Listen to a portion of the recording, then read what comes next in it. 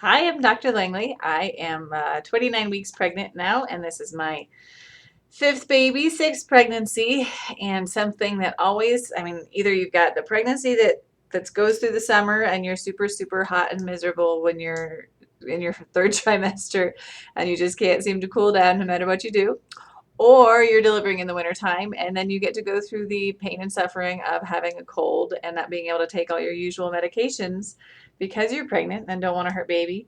And or maybe you can time your pregnancy just right so you get the both of both worlds. You like first trimester, second trimester in the wintertime and springtime, and then summer you wait till it gets really, really hot and miserable before you deliver.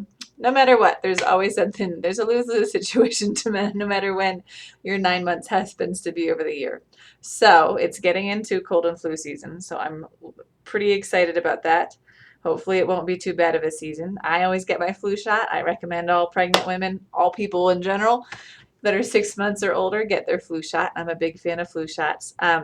But the occasional cough and cold and flu is unavoidable and it stinks. Or maybe you're not sure if it's allergies or a cold. That's tricky too. So I have another video I'll post at the end of this video talking about some things you can do to tell the difference between allergies or a cold, or how it doesn't really matter in the end. You kind of treat the symptoms no matter how you're feeling. And if there's a possibility that it could be allergies, try going on an allergy pill because it takes a little while for that to kick in all the way. And if it's allergies, that way you're covered in a couple weeks when you're still having the same symptoms. So you're pregnant, you've got a cold, what do you do? And because a lot of these medications, we have no idea what they could possibly do that's bad in pregnancy. It seems like most of these medications by now have been around for a while. And they seem to be okay, but you want to be on the safe side because this is your baby. The two that are most touted and hopefully you've heard of so far are Tylenol and Benadryl.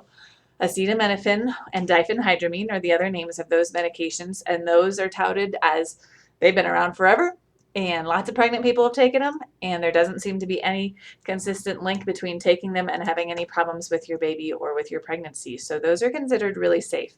So Benadryl, on the other hand, it not makes you sleepy, which you can take advantage of if your cold symptoms are keeping you up at night. Try a Benadryl to not only help with some of the stuffiness, maybe some of the itchiness of your nose and eyes, and help you to sleep through the night. But if you need to take it during the day, it seems that most of the second generation antihistamines, so things like loratadine, also called Claritin, or cetirizine, also called Zyrtec, those seem to be really safe during pregnancy as well. So those would be something that you could take during the day if the Benadryl seems to help with your itchiness, with your runny nose, but you don't need that sleepiness because you're trying to make it through the day with your other kids or with your job. Those are safe to take. Tylenol is wonderful, wonderful, wonderful. It seems like my body kind of resets every pregnancy, whereas before Tylenol maybe wasn't so hot. During pregnancy, Tylenol takes care of all my aches and pains. In fact, I think it was just this pregnancy is the first time I've always had right aching sciatic pain. My right SI joint always kills me during every pregnancy. And I just recently, this pregnancy, started taking Tylenol for it. Why in the world didn't I do this before? It makes a big difference. I'm also seeing a chiropractor for the first time this pregnancy. The jury's still out on how I feel about that. It seems to be helping so far, so I'm pretty excited. We'll keep it up. But I definitely should have been taking Tylenol from the beginning too. For any headaches, Tylenol, Tylenol, Tylenol. Because it seems that the ibuprofen type medications, non-steroidal anti-inflammatory drugs. So that includes naproxen, that includes diclofenac, that includes ibuprofen, whole bunch of pain relievers in that family with different funny names. They seem to, especially later in pregnancy, they can possibly close off one of the little extra doors in baby's heart that baby has in order to have circulation that also communicates with your circulation in order to get the oxygen and the food that baby gets through the umbilical cord. The heart kind of does a funny little path while baby's inside. And that needs to change pretty darn fast when baby comes out into the world. And it seems like those doors that are there to close as soon as baby is born might close a little bit too early with those medications, with the NSAIDs, especially later in pregnancy. So if you're taking ibuprofen before you even know you're pregnant in the first trimester, or even just have a headache that you know nothing is going to touch except for ibuprofen in that first trimester, I would go ahead and take the ibuprofen. But later in pregnancy and definitely in the third trimester, you want to try to avoid those nose and stick with your Tylenol, which does not have that effect. That acetaminophen or Tylenol is a safer medication at that time. So what about your other symptoms? So you've got your Tylenol for your headache, your Benadryl for your stuffy nose. Other things that are nice for stuffy nose, sometimes if it's really dry and stuffy and crusty and everything is just so clogged up in there, a saline nasal spray, just salt water in a bottle that you spray up your nose, can make a difference and help it to come out so that you can actually blow your nose and get something out.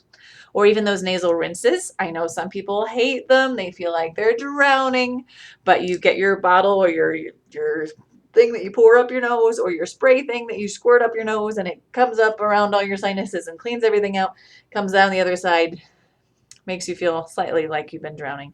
And then you get the little pockets of salt water and you tilt your head in a different way throughout the day and all of a sudden this gush of water comes out your nose. I know I've been there, but I still use it because it's one of the only things that can physically remove those gross obstructions in your sinuses. And also that salt seems to soothe some of the mucous membranes in there that are so irritated. So those are good things to do in pregnancy. I love cough drops for sore throat, for cough. They're just sugar pills, sometimes sugar-free pills, and they really help me to be able to survive having a sore throat or a bad cough through pregnancy. I mean, they have all those fancy cough syrups out. And from what I've seen, I just double checked. I don't think there's any new studies. Those cough syrups seem to work just as well as a spoonful of honey. So, I mean, I don't even bother with the fancy cough syrups anymore, whether I'm pregnant or not. I just use a spoonful of honey because I definitely have honey on hand and it tastes better. Or I stir that honey into some tea with some honey and some lemon with the honey, and that's just delicious, and it can help my cough and my sore throat, and it's good stuff. If you have gut congestion that is still just not budging, I like Mucinex guaifenesin. It seems to be pretty safe in pregnancy. And that is supposed to kind of thin out your mucus so it comes up or coughs up more easily. Sudafed, I was surprised to see, actually seems to be safe for later in pregnancy. Phenylephrine and ephedrine and Afrin are other decongestants that I usually really like for people who are not pregnant. But those are definitely not looking safe in pregnancy. But surprisingly, Sudafed, more in the later aspects of pregnancy, because they seem to possibly mess with the early stages of development of baby when baby's really little and getting formed, but when baby's just bulking up and getting bigger in that third trimester, it seems to be a pretty safe medication. So if I was really, really stopped up and miserable, I might consider taking a Sudafed or two in later pregnancy. So another possibility there for congestion. I really like just like when everything is clogged up, taking this hottest water I can get from my faucet and running a washcloth under it and just draping it over my eyes. Sometimes maybe add just like a little bit of some essential oil that smells nice. I don't particularly think the essential oil cures anything, but it certainly smells nice and it helps me to relax. So a little bit of eucalyptus or peppermint oil that I can breathe in at the same time as getting that heat across my sinuses can help relieve headaches, can help relieve sinus pressure. I like that a lot. I always grew up with my mom saying to gargle with salt water. So I would pour about the whole container of salt into my cup and then add that much water and try to gargle with it and gag and almost throw up. That is not the right way to gargle with salt water, and it can be really good. I mean, not only does the salt again soothe the back of your throat as you're gargling with it, but it seems to kill the bacteria that are back there too. So any bad bacteria that are helping your sore throat be bad, it could kill them. So that's cool, but you just need a little bit of salt. If you're gagging because the salt water tastes so bad, you're doing it wrong. Don't be like childhood Dr. Langley. Just add a little bit of salt, like a teaspoon or two. Seriously, a very, very small amount of salt to your water. Gargle with that.